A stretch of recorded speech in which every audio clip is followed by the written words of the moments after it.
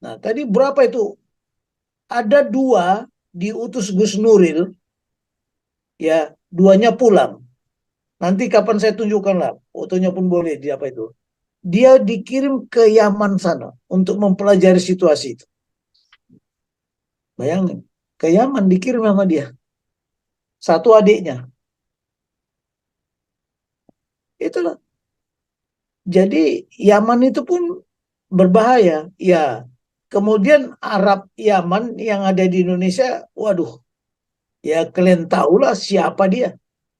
Ya. Termasuk si Habib Rizik, si Anies. Eh, Wah, Jakarta ini nanti akan ramai kalau si Anies tidak mendapat tiket menjadi calon Gubernur. gubernur.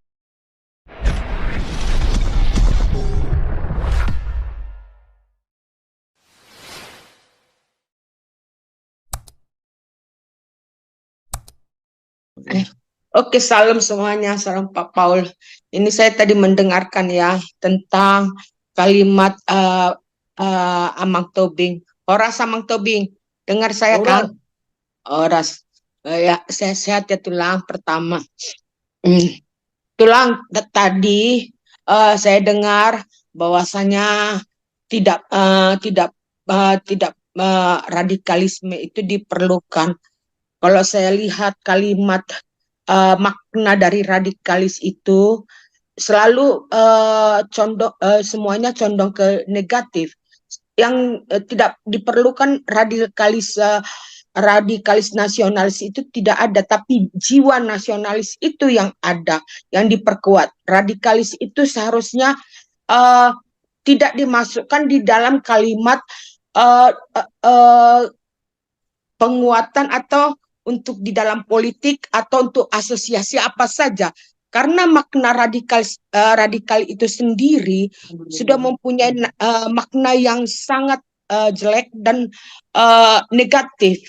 Tapi nasionalis itu beda beda apanya case-nya tulangnya. Jadi dalam makna ini kalimat radikalis itu tidak perlu dibawakan apalagi di dalam politik karena disebut radikal nasionalis juga bisa membawa dampak negatif seperti terjadi di Eropa, Holocaust, radikal nasionalis ya. Nah, yang radikal ini tidak perlu kita bawakan di apalagi di dalam geopolitik, tapi nasionalis menurut saya ya tulang. Terus yang kedua, tadi paradigma tadi tentang undang-undang. Apakah Pak Prabowo ini akan bisa karena kan undang-undang ada perubahan undang-undang di dalam pemerintahan Jokowi ada beberapa perubahan undang-undang. Nah, nanti pemerintahan Prabowo ini akan terjadi perombakan undang-undang juga kan tulang? Pasti ada. Nah, ini setiap pemerintah Indonesia pergantian kepresidenan itu terjadi beberapa perombakan undang-undang itu. Ini membuat ketidakstabilan satu negara, apalagi Indonesia negara besar, mempunyai perbedaan suku, agama. Nah, itu yang membuat sebaiknya seperti tulang pernah selalu kumandangkan, kembali kepada Undang-Undang Dasar 45 yang seutuhnya. Itu yang tepat tulang, itu saja tulang. ya, jadi begini, uh, saya sepakat, ya, saya sepakat. Tetapi bangsa ini tidak setuju kalau kita bilang tidak ada radikal, karena radikal itu ada di kamus terminologi radikal, cuman disalah artikan. Di Amerika memang tidak pernah mereka menyebut radikal itu teroris itu ekstremis. Ya. Nah, jadi karena radikal ini ada di kamus. Coba itu lihatlah apa definisi radikal itu. Ya, saya sudah Lihat lihat beberapa tulang semua ada dampak daripada kalimat radikalis itu negatif. Tapi nasionalis untuk geopolitik ya, untuk geopolitik selalu digunakan nasionalis, bukan radikal. Memang nasionalis itu bisa menuju kepada radikalis, tapi belum tentu kepada radikalis menurut saya ya Tulang. Kalau saya hanya melihat daripada bahasa ya Tulang. Ya, Kurang lebih Redik itu kan mencari akar kebenaran. iya. Jadi kalau nggak akan ada Protestan kalau tidak ada radikal. Itulah Iya, contohnya. benar. Ya. Cuman terminologi ini sudah sering dilakukan. Bahkan di BNPT itu pun ada disebut deradikalisme. Tapi saya kurang sependapat kalau deradikalisme ditambahi ekstremis. Tadi para kiai itu setuju dia. Kami baru dengar nih Pak. Ya memang itu udah terminologi lama Pak. Bapak radikal nggak? Radikal kan? Oh kan itu radikal. Saya radikal. Bisa tidak ekstremis. Oh begitu ya, radikal tidak ekstremis. Iya. Kalau mau Bapak ekstremis silakan. Nah tadi berapa itu? Ada dua diutus Gus Nuril, ya duanya pulang. Nanti kapan saya tunjukkan lah, fotonya pun boleh di apa itu. Dia dikirim ke Yaman sana untuk mempelajari situasi itu. Bayangin, ke Yaman dikirim sama dia. Satu adiknya. Itulah. Jadi Yaman itu pun berbahaya. Ya, kemudian Arab Yaman yang ada di Indonesia, waduh, ya kalian tahulah siapa dia. Ya. Termasuk si Habib Rizik, si Anies.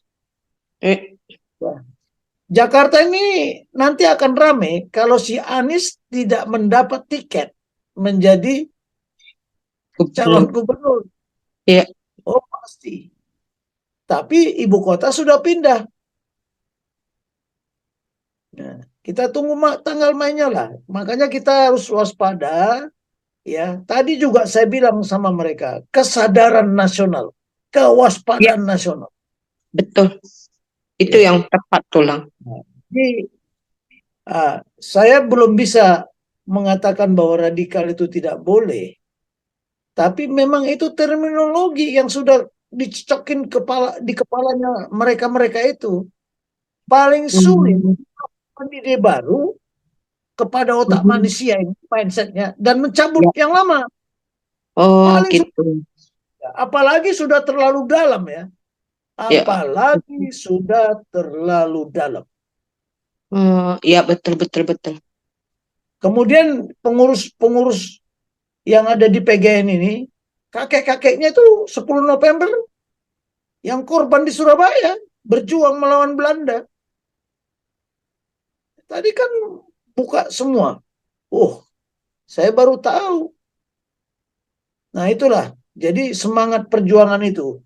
Saya tadi juga menyampaikan, mari kita renungkan kembali apa yang sudah diberikan para pahlawan, pejuang kemerdekaan, patriot bangsa. Kalian tahu nggak apa artinya patriot? Ya, apa itu artinya Garuda? Apa itu Nusantara? Ya, saya beberkan. Ya, jiwa patriotisme, penghargaan atas jasa-jasa para pahlawan.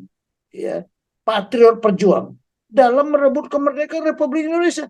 Kalau mereka siap merdeka atau mati, ya kita pun harus siap. Tepuk tangan semua kan.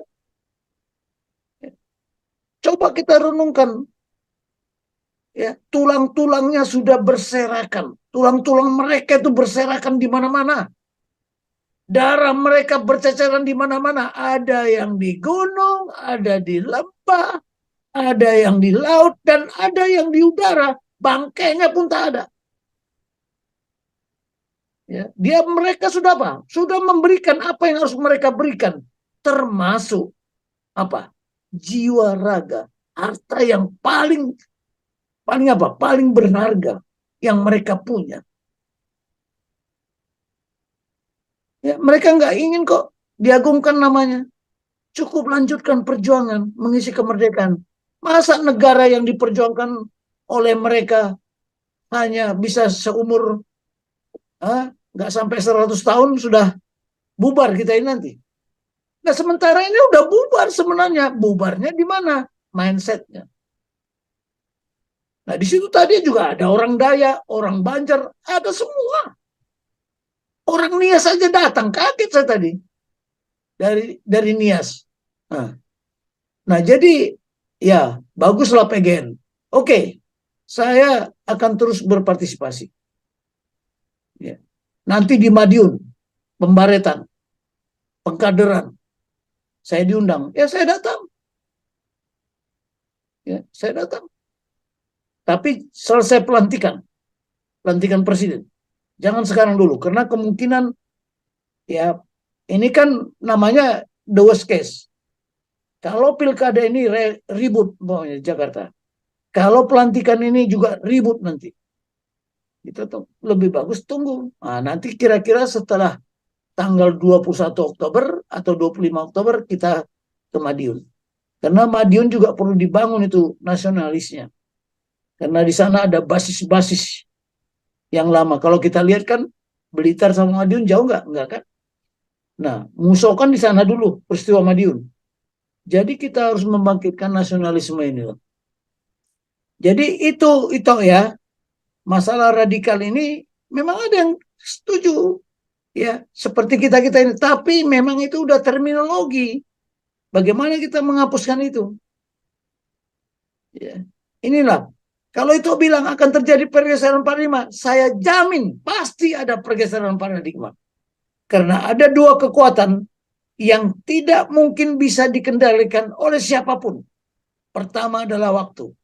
Waktu berjalan tidak bisa kita mundur. Yang kedua, perubahan dan pembaharuan. Tidak ada yang pasti. Yang pasti ketidakpastian itu. Ya. Siapa yang menjamin pasti? Ya. Ini antara suka dan tidak suka perpindahan ibu kota saja bisa kita lihat bagaimana di medsos macam-macam ngomongnya. Bukan mendukung pemerintah, padahal pemerintah yang berbuat itu sudah pilihan dan itu disetujui DPR. Jadi bagaimana? Masih ada kan negara Indonesia ini? Nggak tahu saya. Jawabannya tanya sama rumput yang bergoyang. Ya itulah itu ya. Apalagi saya malam ini nggak bisa menayangkan persiapan saya. Walaupun persiapan itu udah hari Senin yang lalu saya kirim ke semuanya. Ya, bahan-bahannya ada di Jakarta soalnya. Ya. Ada lagi pertanyaan? Silakan. Lanjut Tambahin yang dikit lain Pak pulang. Tobing. Saya Ya. tambahin dikit Pak Tobing. Halo, Pak. Silakan.